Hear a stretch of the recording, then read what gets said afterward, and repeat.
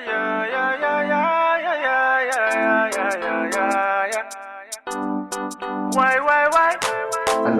bonjour,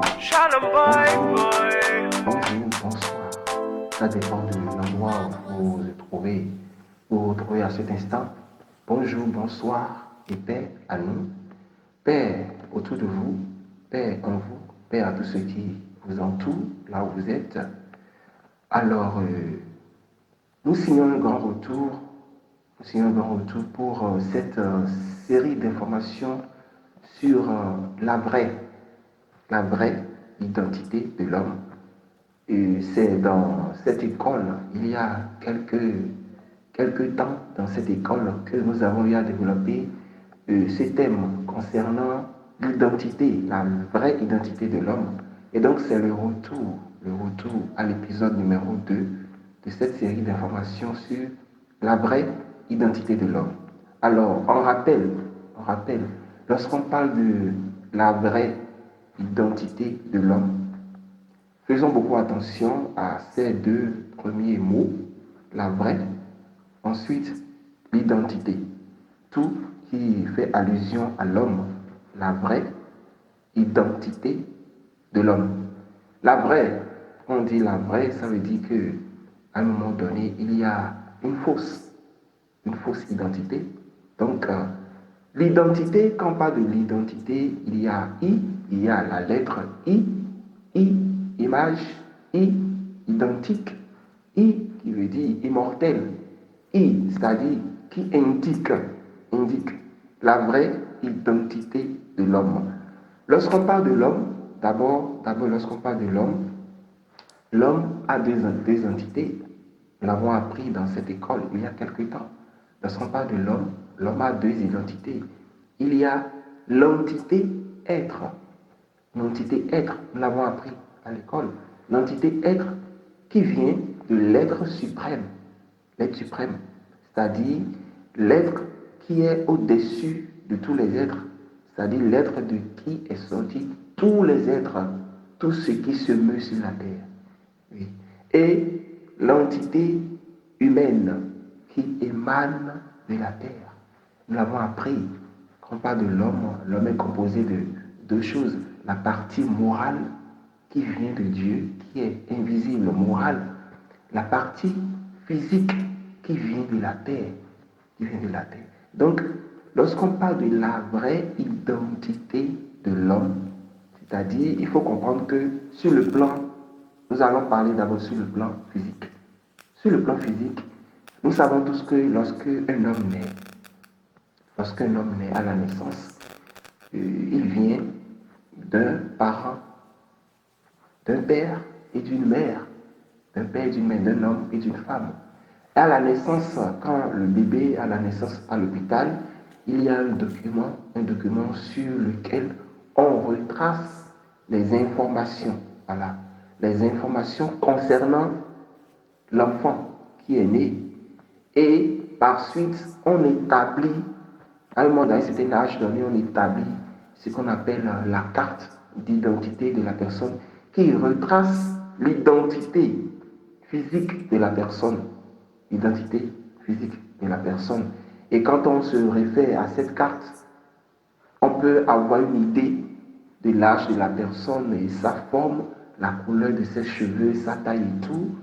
Et quand on fait un retour vers ses parents physiques, c'est-à-dire sa source de naissance, la source de naissance physique de la personne, on peut quand même avoir une histoire complète de la personne. Donc là, nous avons deux choses. Quand on prend la personne sur le volet physique de la personne, il y a deux choses.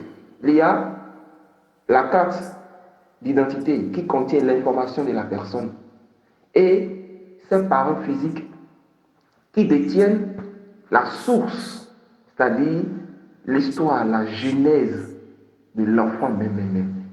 C'est vers ces personnes-là qu'on peut comprendre comment la personne est née, comment on peut comprendre le comportement de l'enfant à un certain âge donné, et la manière de parler de l'enfant, d'où est-ce qu'il a tiré ce langage qu'il emploie, son comportement qu'il développe, son caractère.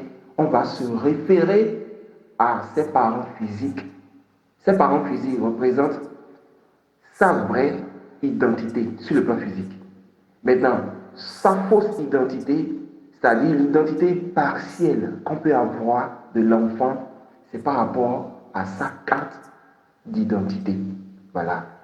Donc, si on revient sur le plan moral, c'est-à-dire quand on considère la version morale de l'homme, nous avons l'être suprême. L'être suprême, de qui vient l'être? L'être, c'est-à-dire l'homme lui-même, qui est moral, qui est composé de deux choses. Nous avons appris dans cette école l'âme, l'esprit et l'âme. L'esprit et l'âme. L'homme vient du sein de Dieu même, de l'intérieur de Dieu même. Et à coup sûr, il possède les caractères de Dieu. Les caractères de Dieu. Il est une partie invisible de l'être suprême qui est invisible. Vous voyez? Et donc, pour avoir l'information complète, la vraie, c'est là que nous parlons de la vraie identité de l'homme. Pour avoir une information originale, complète de l'homme même, il faut se référer à sa source, qui est l'être suprême. Vous voyez? Donc, c'est pourquoi cette série d'informations revient avec force, avec un grand signal, pour nous détailler beaucoup plus sur ce que c'est que l'homme sur le plan moral. Quand on parle de l'homme, c'est-à-dire la vraie nature de l'homme. Rappelez-vous, nous l'avons appris à l'école, l'être suprême, en voulant créer l'homme, il y a cette parole qu'il a prononcée. C'est dans cette parole que se cache la vraie nature, la vraie identité même de l'homme. C'est cette parole qui nous indique même notre source, notre vraie identité. Il dit, créons l'homme,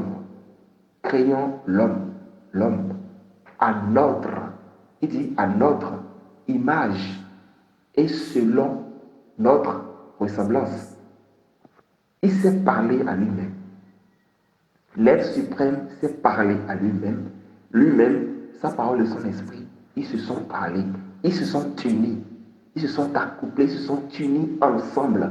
Tout comme un homme et une femme se parlent et ensuite ils décident ensemble de rester ensemble pour faire sortir quelque chose. De même, l'être suprême, il s'est uni à lui-même pour faire sortir quelque chose. C'est comme ce qu'on appelle le clonage. Quand on parle de clonage, vous savez, ceux qui ont eu la chance de faire la science, quand on parle de clonage, c'est-à-dire on fait sortir le germe de l'homme et on dépose ça dans un système pour former l'enfant. Et l'enfant qui naît a la même figure que son père, identique, trait pour trait. Donc quand on parle de la vraie identité de l'homme, il faut se référer à l'être suprême. Donc nous allons y revenir avec beaucoup plus de détails sur cette série d'informations qui va commencer dans quelques jours. Merci beaucoup.